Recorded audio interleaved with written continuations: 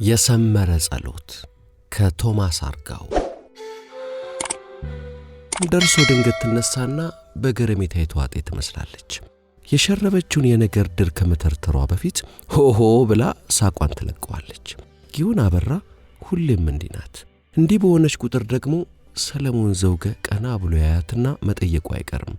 ምን ሆንሽ ይላታል ምንነቱ በማይለይ ስሜት አፍጥጦ ያያት። ብዙ ቀን እነግርሃለሁ እያልኩ ረሳዋለሁ ትልና ነገሯን አንጠልጥላ ትተዋለች። የሰለሞን ልብም አብራት እንጠለጠላለች። እንዲያው የሰው ነገር ሲገርም ብላ ስሜቱን ማስተዋል ትጀምራለች። ምንድነው እሱ? ለምን አትነግሪኝም? ይልና ማፍጠጥ ይጀምራል። አበራን ታውቀው የለ? የቱ ነው አበራ? ታች ሰፈር ያለው ባለ ሱቅ። አወቅኩት። ታዲያ ምን ሆነ? አንድ ቀን ማታ ከሱቅ ስመጣ ሆሆ የሚገርም እኮ ነው። መንገድ ላይ ያገኘኝ። ትንሽ ሞቅ ብሎት ነበር። ሰላምታ ከተለዋወጠን በኋላ እጄን ይዞ አቆመኝ። እኔ ደግሞ ሞኞ ምን ሊያወራኝ ነው ብዬ በእጄ ማለት ይገርማል እኮ ብላ ነገሯን ታቋርጥና ሳቋን ትለቀዋለች። ሰለሞን ግንባሩ በንዴት መወርዛት ይጀምራል። ክፉም ይሁን ደግ መጨረሻው ሲናፍቀው ደግሞ እሺ ምን አለሽ ይላታል በችኮላ። ምንም አይለው ነገር አለ። አንዴ ካየውሽ ጀምሮ እንቅልፍ መተኛት አልቻልኩም። አንድ ቀን አንቺን አቀፌ በማግስቱ በሞትኩ። ሰለሞን ሊያስጨርሳት አቀማነሰው። ባፉ ሙሉ አቀፌሽ ብሎ ናውና ብላ ካረጋገጠችለት በኋላ ቀጠለች። አሁንም ቢሆን የመጣው ቢመጣ አለቅሽም። ያ ሞዛዛ ባልሽ ባይኖር ኖሮ አገባሽ ነበር እያለ ይታገለኝ ጀመር። እኔ ደግሞ ሞኙ አይኑን ባሰ ያቀር ጊዜ አንጀት የተላወሰ ልቀቀኝ ብለው ሊለቀኝ ነው። እኔን ነው ሞዛዛ ያለው? ሰለሞን እየተቃጠለ ጣልቃ ገባ። ምን አውቅለታለሁ? ታዲያ ሌላ ባል የለኝ። ኦኬ እሱን ለኔ ተይው። መጨረሻ ግን ምን አለሽ? ምን አባቴ ላድርግ? በሰው መሃል እየጎተተ ከበሩ አድርሶኛል እኮ ከመዋረድ አልኩና ሹልክ ብዬ። ሰለሞን አላስጨረሳትም። ገባሽለት ሲል ተፈናጥሮ ተነሳ። ታዲያ ብላ ነገሯን ሳትጨርስ የሰነዘረው ቃሪያ ጥፊ ከወንበሯ ላይ አፈናጥሮ እንደተገለበጠ ኤሊ ተንጋላ ስትወራጭ ነፍሷ ሐሴት አደረገች። ስሜቷ ፈነደቀ። መፈቀሯን በማያወላውል ማስረጃ አረጋገጠች። በቃ ጊዮን አበራ ተደሰተች። ሰለሞን ዘውገ እንደ ጧፍ ሲነድ 2 ዓመታትን አሳለፈ። በጧፉ ብርሃን የጊዮን ነፍስ ዳንኪራ ስትረክት እሱ እየነደደ ከ2 ዓመት በላይ በትዳር ቆይተዋል። በዚህ ረጅም ጊዜ ውስጥ በሄደበት መናፈሻ በገባበት ሆቴል ሁሉ አቧክሰዋለች። ያ ሰውዬ ምን ነው አይኑን ከኔ ላይ ያልነቅላለ? ሆሆ ዘንድሮ ደግሞ በባለ ትዳሩ ብሷል። አሁን ምሉም ብሎ ነው የሚጠቅሰኝ ባለችው ቁጥር እየተዋገረ ፊቱ የገበጣ መጫወቻ መስሏል። ዛሬም ጸሎቱ መልስ አግኝቷልና ከሷው ጋር ነው አንፈረኝ እንዳለው እየነፈረ። እርግጥ ነው ሰለሞን ዘውገ ትዳር ይዞ የሰከነ ኑሮ ለመኖር ብዙ ጊዜ ተመኝቷል። ስክነትን ሲሻ ደግሞ በራሱ አቅም እንደሌለው አምኗል። ስክነት ማለት ደግሞ በሰለሞን እምነት ከደባል ሱሱ የተገላግሎ ኑሮን በአግባቡ መኖር ነው። ለዚህ አግባብ ነው ለሚለው ጉዳይ ደግሞ የሚያፈቅራት ሴት ታስፈልገዋለች። የሚጠላቸውን ሱሶች በሙሉ በሷ ፍቅር አስገዳጅነት ለመገላገል፣ በሌላ ሰው እርዳታና ተጽዕኖ ስሜቶቹን ተቆጣጥሮ ለመስከን። አለዚያ በራሱ ሰው ለመሆን አይችልም ወይም እንደማይችል አምኗል። በዚህም የተነሳ ጥላቢስና ኮቴ መናና ከሚለው ያጎራባቾቹ ሽሙጥ ለመገላገል ፈጣሪን አምርሮ ጠይቆታል። ነጠላ አድርጋ አታስቀረኝ፣ ሰው ያለ ትዳር ጎዶሎ መሆኑን አምናለሁና ሙሉነትን አድለኝ፣ ከሸራፋ ሕይወት ገላግለኝ፣ እባክን ከግራ ጎኔ አጥንት በዘህ እያለ ወትውቶታል። አያይዞም ከዚህ ቀደም እንደሚያውቃቸው ሴቶች ሳይሆን በመውደድ የምታነፍር፣ በፍቅር የምትተረትር፣ ጭንቅላት የምታዞር ሚስት እንዲያጋጥመው ተማጽኗል። እንዲህ ልቡን በፍቅሩ ጋር ተሰቅዛ የምትይዝ ሚስት ከጣለለትና በፍቅሩ አካበደ የፍቅር የሚጠይቀውን ማንኛውንም መስዋዕትነት ለመክፈል ለፈጣሪው ቃል ገብቷል። ከዚህ አይነቱ ፍቅር ጋር ተከትሎ ይመጣል ስለሚባልለት ቅናትም ቢሆን ተፈጥሮንና አስተዳደጉን በቁጥጥር ስር አውሎ ራሱን ሊገራ ቃል ገብቷል። እናም ዛሬ ጸሎቱ ሰምሮ ጊዮንን ጥሎለታል። እነሆ በፍቅሯ እየቀቀለችው ነው። ፈገግታዋ እንጂ ኩርፊያዋ፣ ደግነቷ እንጂ ክፋቷ፣ እርግብነቷ እንጂ ባብነቷ በኃያሉ ፍቅሯ ተጋርዷል። እወድሃለሁ ባለችው ቁጥር መቻጣሁት ማለት ይቀነዋል። ጊዮን አበራ በበኩሏ ቄጠማ የመሰለች ቆንጆ ሴት ብትሆንም 2 ጊዜም ማግብታ የፈታችው ባሎቿ የገዙላት ቀሚስ ሳያልቅ ነበር። እሷም በበኩሏ አልጫው እንዳልወድም ስለምትል በርበሬ የበዛበት ባል እንዲጥልላት ተማጽናለች። ለጊዮን አበራ በርበሬ የበዛበት ባል ማለት ደግሞ ከቻለ በግማሽ ቀን ከተዘናጋ ደግሞ በቀን አንዴም ቢሆን ጆሮዋን በጥፊ የሚያግል ማለት ነው። በፍቅሯ የነደደ ወንድ መቅናት አለበት፣ ከቀና ደግሞ መማታት። ይህ ካልሆነ በቀር መፈቀሯን የምትለካበት ሌላ ሚዛን የላትም። ስለዚህም ሰለሞን በዘነጋት ቁጥር ታስታውሰዋለች። ሆሆይ ዛሬ ደግሞ ትለዋለች። ክብሩ ይስፋ ለመድኃኔዓለም ዛሬ የሁለቱም ልመና ሰምሮ የሞቀ ትዳር መስርተዋል። እሱ ተፈጥሮን መቆጣጠር ተስኖ ሲንጨረጨር፣ እሷ በደስታ ተዋኛለች። የሚገርመው ደግሞ አመሏ የተጋባበት ይመስል አንዳንዴ ነገር ጫሪ ራሱ ሆኖ ይገኛል። አንድ ቀን ማታ እራት በልተው ጋደም እንዳሉ ሰለሞን የሆነ ነገር ትዝ አለውና ጥያቄ አቀረበ። ጊዮን የጥያቄው አመጣጥ ስለ ጣማት በጄ ስትል ይሰማው ነበር። አንድ ነገር እጠይቅሻለሁ እያልኩ።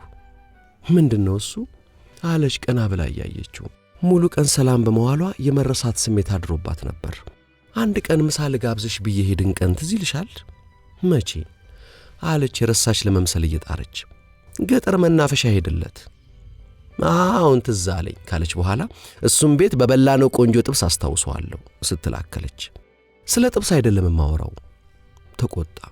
ታዲያ ሌላ ምን አደረግን? እኔ በሩ ላይ ጫማዬን ሳስጠርግ አንቺ አጠገቤ ነበርሽ። ትዝ አለሽ? አዎ ትዝ አለኝ። አክፎ ስሙ የጠፋሽ እያለ ያናገረሽን ቦርጫም ሰውዬ የት ነው የምታውቂው እያልኩ ሲከነክነኝ ነበር። ውይ ታፈሰን ነው የምትለው አለችና ሆሆይ ብላ ከት ብላ ሳቀች። ታፈሰነቱን ንገሪኝ አላልኩሽም? ሴጣን ይፈስሽና የት ነው የምታውቂው ነው የምልሽ። ታፌን እንኳን ድሮ ነው የማውቀው። ያቆላመጥሽው እንደሆነ ይታወቅሻል። ድሮ ስትይ ድሮ የት? ካንተ ጋር ከመገናኘታችን በፊት እኛ ግቢ ተከራይቶ ይኖር ነበር። እንዴት ጥሩ ሰው መሰለ። ነፍሱ እስኪወጣ ነበር የሚወደኝ። እውነትሽን ነው አለ ሰለሞን ለማሽሟጠጥ የሞከረ ቢመስልም ውስጡ እየነፈረ። ስለ ሚስቱን እየተወ እሷ ስተኛ ቀስ ብሎ መጥቶ በሬን ያንኳኳ ነበር። ይታይ ሚስቱን አስተኝቶ ሲመጣ ግን አያሳዝንም? ሆሆ አንዳንዱ ፍቅር እኮ ውር ነው። ወንዶች እኔ ላይ ምን እንደሚያዩ አላውቅም ብላ ነገሯን ገታችና በኋላ ለአንድ ቀን ሚስቱ ጠርጥራ ኖሮ ከወጣ በኋላ ቀስ ብላ ተከተለችው።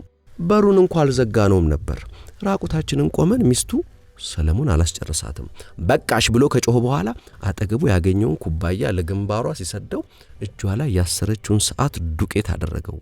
ነጭ አንተ ደግሞ በሞተ ነገር ሁሉ እያለች ነገሩን ስታቃልል የውስጧን ደስታ የፊቷ ፍካት ይመሰክር ነበር። መቼ ሞተ? ቦርጩን አንገፍጥቶ ሲንሰፈሰፍልሽ ያየሁት እያለ ሲጦፍ በውስጧ ፍክፍክ ብላ እየሳቀች እኔ እኮ ስለማምንና ስለምወድ ነው አንዳንዱን ምነግርህ እንጂ ሁሉንም ባወራህማ በጣም ይገርም ነበር። እኚህ ልብስ የሚሰፉት ሽማግሌ ያሉኝም ብነግርህ በሳቅ ትሞታለህ ስትል ወጓን ጀመረች። ሰለሞን እውነትም የሚያስቅ ነገር የሚሰማ ስለመሰለው ደግሞ እሳቸው ምን አደረጉ አለ እንደ ጻል ልጅ ለምቦጩን ጥሎ። ሆሆ የሰው ነገር እኮ በጣም ይገርማል። መቼም ለኔ ሲሉት ሬሳው ይነቃል አለችና ከትከት ብላ ሳቀች። ሳቋ የሚከተለውን ሁኔታ በመገመት የተፈጠረ ፍንደቃ ይመስል ነበር። ምን አደረጉ ነው የምትዩ? ወይኔ ማርጀቴ ምን ነው በወጣትነቴ ባገኘውሽ ኖሮ አይሉ መሰለ። ተይው ባክሽ ቆዳ ሽማግሌ አለና ሰለሞን ራሱን አጽናና። እረሱ እንኳን አደገኛ ናቸው አሉ። እንዴት አለ ሰለሞን ድጋሚ ስሜቱ እየነቃ። ሴት ያመልጣቸውም ነው የሚሉት። ያፍዝ ያደንግስ ሳይኖራቸው አይቀርም። ያቺ አልማዝ ያደረጓትን ስትነግረኝ ጉድ እኮ ነው ያልኩት። ምን አደረጓት? ወንድ ቢሉሽ ሁሉ ወንድ መሰለሽ ወይ አለችኝ። ምን ማለቷ ነው? ለነገሩማ ካንተ ጋር ከመጋባታችን በፊት አውቃቸዋለሁ እኮ የዋዛ ሰው እንዳይመስሉ። ከሳቸውም ጋር ተኝተሻል ማለት ነው? ጨርቁን ጥሎ ተነሳ። ድሮ ነው እኮ ያኔ እናንተ አንተዋወቅም። ሊያስጨርሳት አልቻለም። ጆሮ ግንዱን በሁለት እጁ ጨብጦ ኡ ብሎ መጮ ጀመረ። ጸሎቱ ሰመረ። ሆኖም እግዚአብሔር እንደ ሰው አይደለም። ይህኛው ቅዠት አሊያም ህልም ነው። ተኝቶም ረፍት አጣ። በላብ ተዘፍቆ ተፈናጥሮ ሲነሳ ጊዮን አበራ ከጎኑ ተኝታ ታንኮራፋ ነበር። የሰመረ ጸሎት።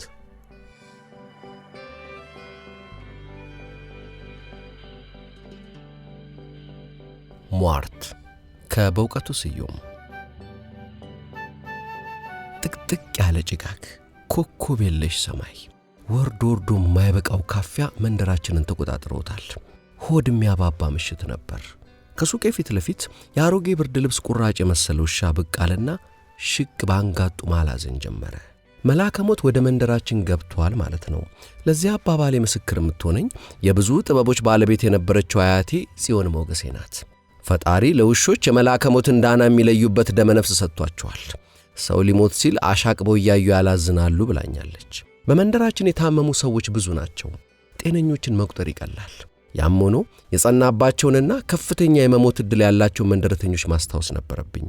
በመጀመሪያ የንኩ መምህር የጋሽ ተክሌ ጎረቤት አትጠገብ ታወሰችኝ። ለብዙ ጊዜ ተዘግቶ የከረመ ማድ ቤት ከፍታ ስትገባ ነው መጋኛ አጣሙ የጣላት ይላሉ ጠያቂዎች። ስለ ደህንነቷ በጠየቁ ቁጥር በጎ መልስ የሚሰጠኝ የለም። እንደ ከዘራ ታጥፎ የሚሄዱ አሮጊቶች ሳይቀሩ አይ የምትተርፍ አይደለችም ብሎ ያማርቱባታል። መልአከ ሞት የሚወረውረው ድንጋይ አትጠገብን ቢስት የሚያርፈው አስታጥቄ መንገሻ ላይ ነው። አስታጥቄ ሰፈሩን ያቀና ወዛደር ሲሆን ከሚነዳቸው ወደ ላህዮች አንዱ የኋሊት ረግጦት አልጋ ላይ ውሏል። ሞት እኒህን ሁለቱን ችላ ካለ እማሆይ የሺወርቅን አይለቃቸውም። በእርግጥ ዘመንን ሰፍሮ ካከፋፈለው ካንድዬ በቀር የማሆይን ዕድሜ የሚያውቅ የለም። በድዳቸው እንደሚበሉ መደብ ላይ እንደሚሸኑ ስለማውቅ ግን በበኩሌ ከ98 ዝቅ የሚሉ አይመስለኝም። ለአዳም ልጆች ዕድሜ በታደለበት ቀን ከማቱሳላ ለጥቀው የተሰለፉት እማሆይ የሺወርቅ ናቸው ተብሎ በጉብልቶች ሲቀለድም ሰምቻለሁ። እሳቸውን ተጠይፎ ከሄደስ አናጢው ደመላሽ ቀኑ ደርሷል ማለት ነው። ደመላሽ የድመት ነፍስ ይዞ የተፈጠረ ይመስል 2 ጊዜ ከጣራ ወድቆ 1 ጊዜ ከጓደኛው መዳፍ ባመለጠ መዶሻ ተፈንክቶ ተርፏል። ሰሞኑን ግን ሰውነቱ ለይቶለታል። የአህያ ኪንታሮት፣ ጉበት የሚጥል በሽታ እንዲሁም ቢጫ ወባ እየተፈራረቁ ካልጋው ጋር ሰፍተውታል። ሞት ለሱ ግልግል ነው የማይል የለም። ጠጉራም ውሻ ተመልሶ ማላዘን ጀመረ። መበርገግ ጀመርኩ። ውሻው ወደ ሱቅ መቅረቡ ምን ማለት ነው? ይህ ሟርተኛ ለምን አይተወኝም? በመንደር ውስጥ ያለ ብቸኛ ሱቅ ባለቤት ነኝ። ያለ ሸቀጦቼ የቅርብ ወዳጅም ሆነ ዘመድ የለኝም። ገበያ ግን ሞልቷል። እስከ ምሽቱ 4 ሰዓት እነግዳለሁ። 4 ሰዓት ላይ ሱቄ ይዘጋል። ዛሬ ግን ሱቄን በጊዜ ዘጋሁት። ፍራሽን ዘርግቼ ጋደም ብዬ ብዙም አልቆየው የሱቄ መስኮት ሲንኳኳ ሰማሁ። ደመቀ የጋሽ ተክሌ ድምፅ ነው። ንክ ነው እየተባለ የሚታማ የ3ኛ ክፍል የሂሳብ መምህር። ንክ የሆነበት ምክንያት በየሰው አፍ ይለያያል። የቁጥር ትምህርት አለመጠን ማጥናቱ አንጎሉን ተጥቅም ውጭ ያደረገበት የሚሉ አሉ። በልጅነቱ አብዝቶ የጠጣው አብሾ ማሰላሰያውን አፈለሰበት የሚሉም አሉ። የሚወዳት ምሽቱንና ሴት ልጁን በመኪና አደጋ በአንድ ቀን ከተነጠቀ በኋላ ነካ ያደርገው ጀመር የሚል መላምትም ሰምቻለሁ። በበኩሌ በዚህ ጉዳይ ላይ የተረጋገጠ ማስረጃ የለኝም። የማውቀው ነገር ቢኖር ጋሽ ተክሌ አለቅት ትንባሆ እንደሚወድ፣ ብቻውን ማውራት መተከዝ እንደሚያበዛ፣ ከቆዳው ጋር አብሮት የተፈጠረ ይመስል ተቀይሮ የማያውቅ ቡናማ ጃኬት እንዳለው ነው። ደመቀ፣ ኧረ ደመቀ በጭጭታ የገፋውበት። ተምተም ተምተም ዝም። ደመቀ ንጋሽ ተክሌ ጥሪ ዝም። መብራቱን ደርግሜ ቡልኬ ውስጥ ተሸሸኩ። ያለ እንቅልፍ ሌሊቱን አሳለፍኩ። በማግስቱ የሳሳ ጭጋግና ደብዛዛ የፀሐይ ብርሃን መንደራችንን ተቆጣጥሮታል። ቀኛው ላይም ብዬ መስኮቴን ከፈትኩ። ንኩ መምህር ጋሽ ተክሌ ሲጋራ ገዝቶ ሱቄን ተደግፎ ቆመ። የጥሩምባ ድምፅ ተሰማ። ልፈፋ ተከተለ። የጋሽ ካሳዬ ልጅ ትላንት ማታ በድንገት ስላረፈ ቀብር ትደርሱ ዘንድ፣ የጋሽ ካሳዬ ልጅ ትላንት ማታ በድንገት በማረፉ ቀብር ትደርሱ ዘንድ። በረገኩ። ማን ነው ጋሽ ካሳዬ? ካሳዬማ ወደዚህ መንደር በቅርቡ የመጣ ቀለም ቀቢ ነው አለኝ ጋሽ ተክሌ በእኔ ያላውጭ ሲያጠነኝ። ልጁም እነካበት። እትርፍ አንጀት ነው አጣድፎ የገደለው። ሐኪም ደርሶለት ቢሆን ኖሮ ቀዶ ያድነው ነበር፣ ግን አልሆነም። ለምን? ሐኪሞችን ለመጥራት ስልክ ያስፈልገው ነበር። አንተ ዘንድ ቢመጣ ያለ ወትሮ ሱቅን ጠርቅመተኛ። ሞከረ አልሆነም። ልጁም ያለ ረዳት ፍግም ብሎ ቀረ። አንገቴን ደፋው። ስርዓት አልባ ኃጢአት የሠራው መሰለኝ። በቀለም ቀቢው ሰውዬ ልጅ ሞት እጄ እንዳለበት ተሰማኝ። ራሴን ወቀስኩ። አንተ ይህን እንዴት ልታውቅ ቻልክ? አንተ ዘንድ መጥቼ ነበራ። ሲጋራ ፈልገ የአይጥ መርዝ በዚያ ሰዓት? አዎ ራሴን ልገል ፈልጌ ነበር። ብቻዬን ቁጭ ብዬ ወሰን የለሽ የተስፋ መቁረጥ ስሜት ተሰማኝ። ሚስቴና ልጄ በአንድ ቀን የሞቱት ልክ የዛሬ ዓመት በትናንትናው ዕለት ነበር። ተከተላችሁ የሚል ስሜት መጣብኝ። በቀላሉ መሞትበትን መንገድ ስፈልግ ደግሞ የአይጥ መርዝ ሆኖ አገኘሁት። ግን ምን ያረጋል፣ ወደ ሱቅ በመጣ በርን ዘግተሃል። ብጣራ ጭጭ አልክ። ያን ጊዜ ነው ድለቢሱ ቀለም ቀቢ የመጣው። የሰውየው ንግግር የማይፈታ እንቆቅልሽ ሆነብኝ። አሁን ዛሬ ግን ትናንት ባደረኩት ሙከራ ራሴን ወቀስኩ። ሌላ የመኖር ፍላጎት አደረብኝ። ምናልባት ያለ ወትሮ የሱቅን መስኮት ያዘጋህ እንድኖር ፈልጎ ይሆን? ጋሽ ተክሌ ወደ ጭሱ፣ እኔ ወደ አንክሮ የተሰደድን።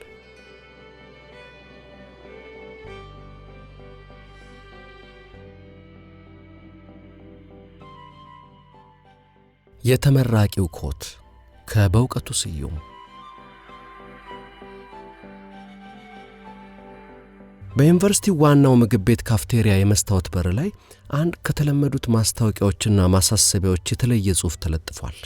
ጽሑፉ የአንድ ተማሪ ሮሮ የሚል ርዕስ ይዟል። ውድ ወንድሞቼና እህቶቼ፣ እኔ አንድ ምስኪን ተመራቂ ተማሪ ነኝ።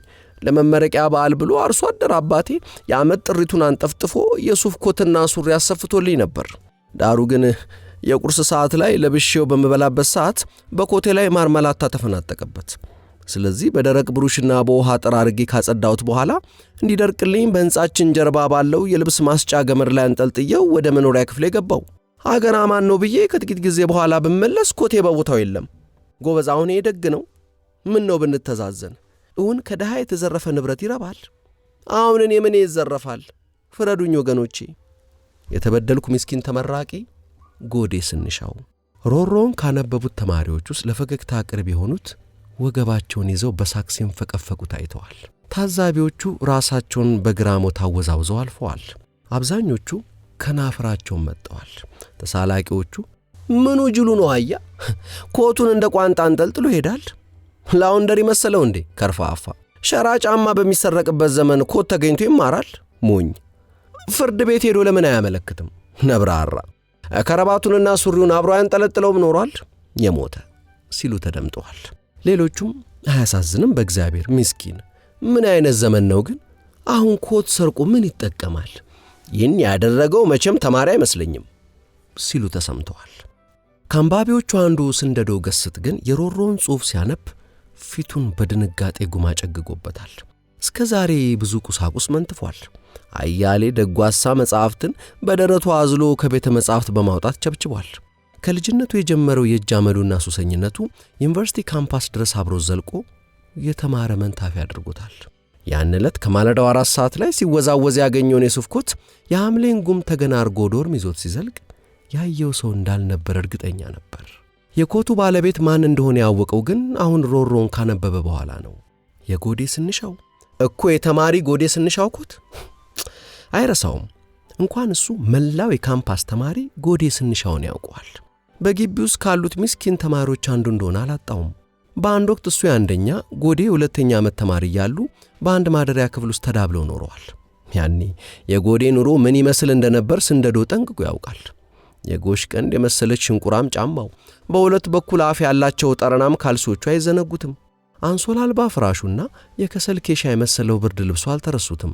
ጎዴ ለጥናት በተቀመጠ ቁጥር ያለማቋረጥ ክንዱን ስለሚያክ በዶርም ጓደኞቹ ዘንድ ጊታሪስቱ የሚል ቅጽል ስም ወጥቶለት እንደነበር ያውቃል። ደግነቱንም አልረሳበትም። ስንደዶ የሲጋራ አቶ ሲያፋሽግ ባየ ቁጥር ጎዴ ተምሳ የተረፈችን ዳቦ ሳጥኔ ውስጥ አለችልህ፣ እሷን ሽጥና ሲጋራህን ጠጣበት ሲል ይጋብዘው ነበር። ለካ ጎዴ 4ኛ ዓመት ደርሷል። ካፍቴሪያው በር ላይ የለጠፈውን ሮሮ አስታወሰ። ጎበዝ፣ አሁን ደግ ነው። ምን ነው ብንተዛዘን? እውን ከድሃ የተዘረፈ ንብረት ይረባል? አሁን እኔ ምን ይዘረፋል? ፍረዱኝ ወገኖቼ የሚለውን። ስንደዶ ወደ ዶርሙ ተንደረደረ። ወደ ውስጥ ገብቶ የመነተፈውን የሱፍ ኮት ከቁም ሳጥኑ አውጥቶ አፈጠጠበት። በሕይወቱ ለመጀመሪያ ጊዜ ጸጸት ሸነቆጠው። እናም ልቡ ኮቱን መመለስ እንዳለበት አሳመነው። መመለሱን ግን ቀላል ሆኖ አላገኘውም። በመጀመሪያ የመጣለት ሐሳብ ኮቱ ተሰጥቶበት ወደ ነበረው ቦታ መልሶ ማንጠልጠል ነበር። ግን ድርጊቱ ለሌሎች እይታ እንዳያጋልጠው ሰጋ። ሌላ ዘዴ ለመፈለግ ወዲያ ወዲህ ተንጠራወዘ። ድንገት ኮቱን ከወሰደ ከጥቂት ደቂቃዎች በኋላ ማካፋቱን አስታወሰና ፈገግ አለ። በማግስቱ ተመራቂው ተማሪ ጎዴ ስንሻው የመመረቂያ ኮቱን ለብሶ በግቢ ውስጥ ደፋ ቀና ሲል ታይቷል።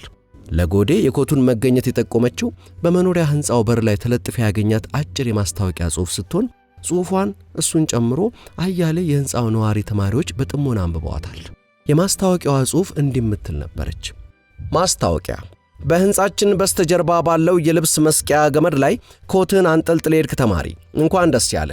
ኮትህን ዝናብ ሊያደባይልህ ሲል በማየቴ ወደ ዶርሜ አስገብቼ በጥንቃቄ አስቀምጬልሃለሁ።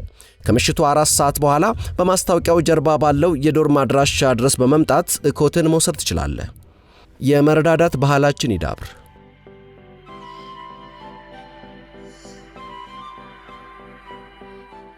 ውድ የቻናሌ ተከታታዮች የሰማችሁትን እንደወደዳችሁ ተስፋ አድርጋለሁ።